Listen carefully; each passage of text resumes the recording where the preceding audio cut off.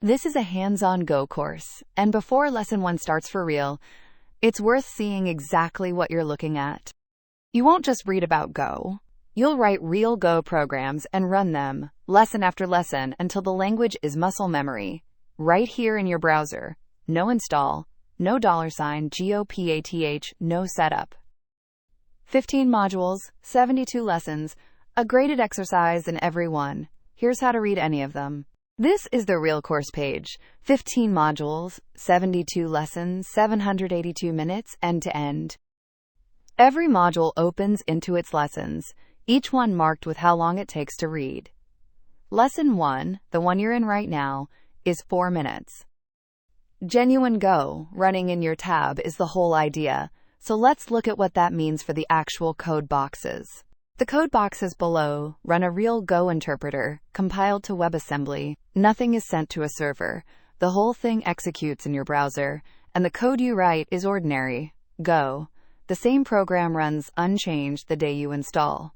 Go for real and type go run main.go. The one rule.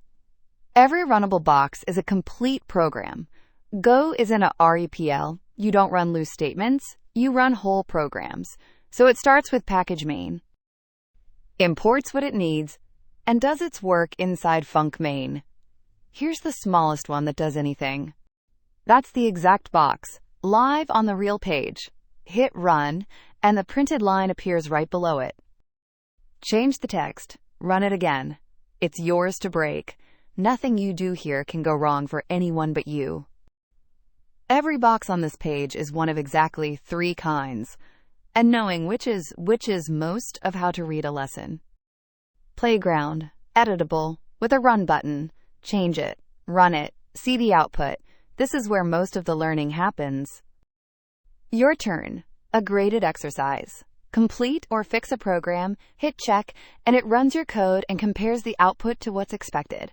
Get it right, and the lesson counts as done. And reference only, read only, no run button.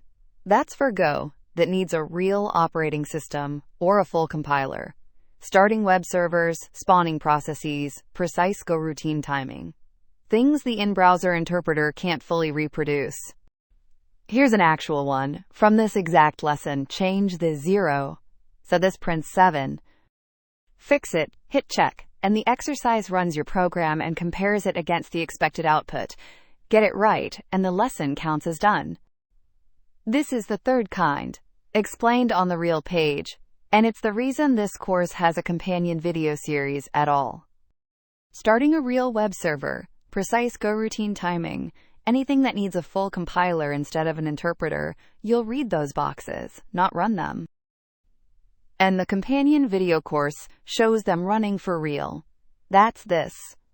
Every reference-only box you hit from here on, one of these videos has already run it for you, on a real machine, with the real output. One more thing worth trying on that very first box, on your own. Delete the import "FMT" line, and run it. You'll get a clear error, because the program still calls fmt.println. That strictness is a feature. Most mistakes get caught before your program does any real work at all. One honest caveat. Since this course wants to be straight with you from Lesson 1. This runner is an interpreter, and it's a little more relaxed than the real Go build compiler on exactly 2 checks. An unused variable and an unused import are both hard compile errors in real Go. This interpreter lets them slide instead.